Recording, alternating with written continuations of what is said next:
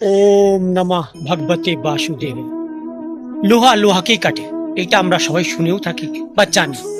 কিন্তু একটা প্রশ্ন সব সময় থেকে যায় যে লোহা দিয়ে আমরা যেটা দিয়ে কাটি তার আকার পরিবর্তন হয় না। যেটাকে আমরা পিটাচ্ছি যে লোহাকে, তার আকার পরিবর্তন হয়ে যায়। কারণ কি?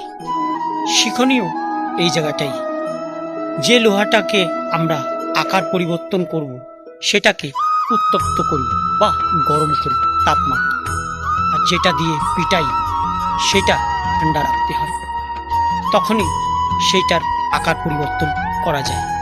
এমনি আমাদের মানুষ, যদি উত্তপ্ত থাকো তুমি, তাহলে তোমাকে যে কেউ এসে তোমাকে পরিবর্তন করে দেবে, আর তোমাকে ধ্বংস করে দিতে পারে, বিচ্ছিন্ন করে দিতে পারে।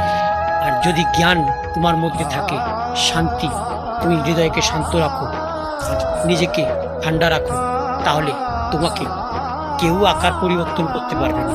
তুমি যেমন আছো তেমনই থাকবে।